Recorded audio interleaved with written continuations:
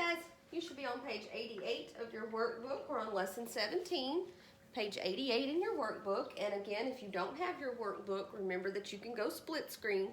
And if you don't remember how to go split screen or you didn't watch the video previously, look at the very top of the math class and it'll have an announcement out there, an assignment that tells you how to go into split screen.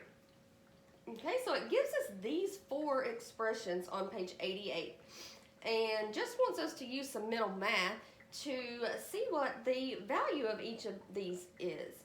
And if we look at these just quickly, they all kind of have the same numbers in them, don't they? They have 3s and 2s and tenths, and then we know that 3 times 2 is 6, so we see a lot of the same type of information, but let's see if they actually come out to the same answer. On just mental math, we know on this one, we would have 3 times 2 is 6. How many multiples of 10? Just the 1, so we have 60. And then that is times 0.1, which is 1/10. So then if we use our rule, we know that we can multiply the whole number parts. 1 times 60 is 60. And our answer was our problem was in tenths, so our answer would need to be in tenths. 6 and 0/10, which is the equivalent of 6. Okay, on the second one, if we use what we know, 30 times 2, isn't that the same as 20 times 3?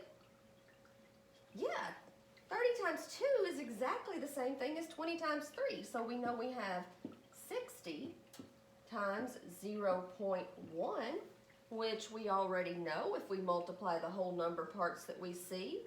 60 times 1 is 60.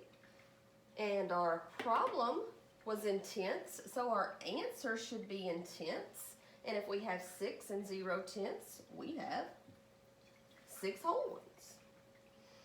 On the next one, if we use the rules of what we know in mental math, we can multiply the whole number parts that we see. So we see 60 times 1 is 60. And our problem was in tenths, so our answer needs to be in tenths. 6 and 0/10, we already know is 6. So it's looking like that everything's going to be the same, isn't it? Well, let's get down to the next one. If we had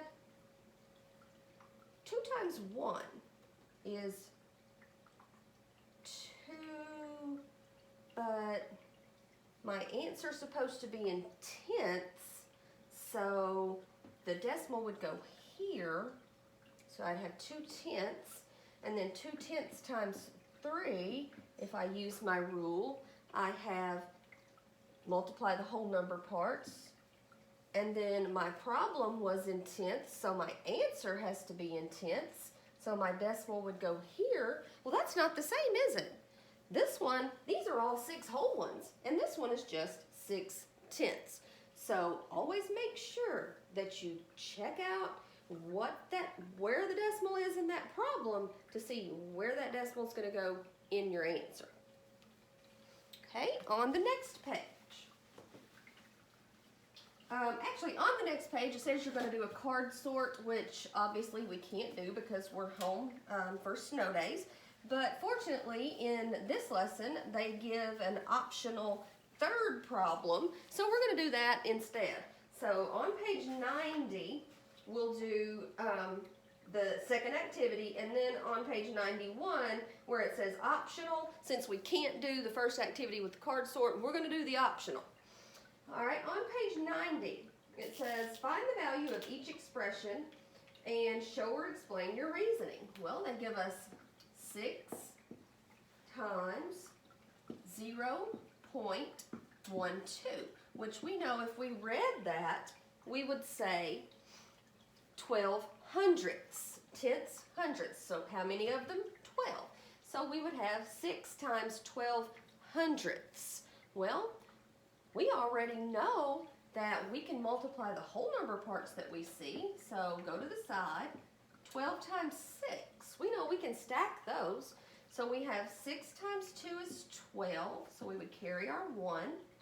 6 times 1 is 6, plus the 1 we carried is 7. So our whole number parts are 72. And when we're working with decimals, we have to see, where was the decimal in that problem? Well, the decimal in the problem was hundredths. So the decimal in the answer has to be hundredths. So 6 times 12 hundredths is 72 hundredths.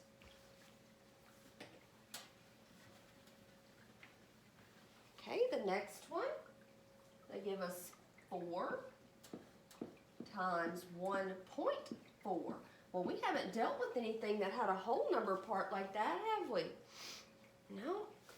So let's see, if we multiply, that Kieran, remember her name was Kieran. Kieran said we can just look at it like it's whole numbers. So let's just look at it like it's whole numbers. We would have 14 times 4. And we know that 4 times 4 is 16. We would carry the 1. 4 times 1 is 4, plus the 1 that we carry is 5. So according to Kieran, we would have 56. And then Kieran says we'd look at how many decimal places was in our problem, and that was also what needs to be in our answer. So they were dealing in tenths. So according to Kieran and what we've been following, we should have 5.6. Well, let's just check this one with addition real quick, just to make sure that Kieran's plan still works out when we have a whole number part. So if we had 1.4 4 times,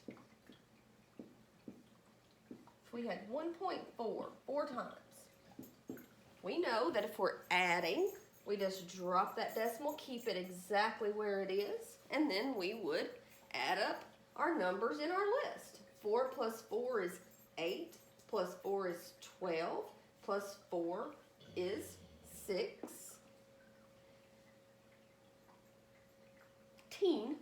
16, carry my 1. So then 1, 2, 3, 4, plus the 1 I carried is 5. So I have 5.6. So yeah, Kieran's theory works even when you have a whole number part instead of a 0 there. So that's cool. That'll save us a lot of time, won't it?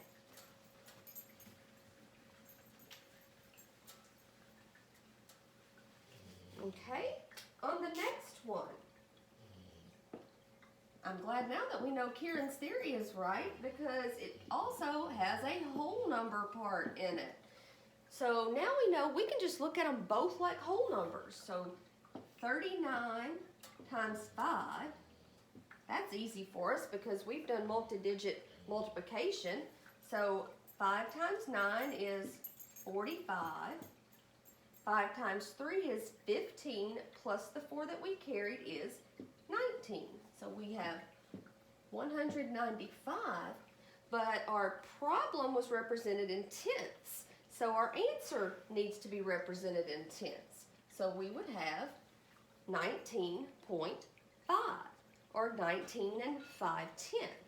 Well, this is not too big, so let's just go ahead one more time and just double check. Even though it's with bigger numbers, does the theory still hold true?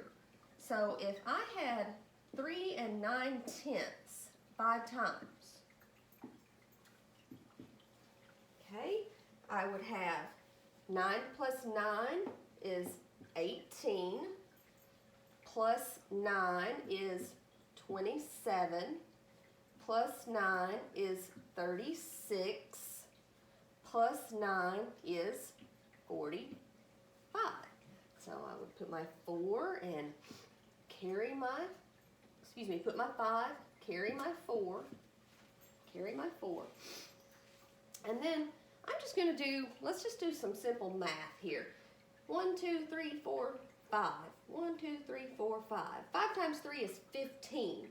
Plus the 4 that I carried is 19. And since we were adding, we would drop that decimal straight on down and look. Yeah, we come out with 19.5. So that's great. Now we know that Kieran's theory and what we've been working with absolutely works even as you start getting into those higher numbers.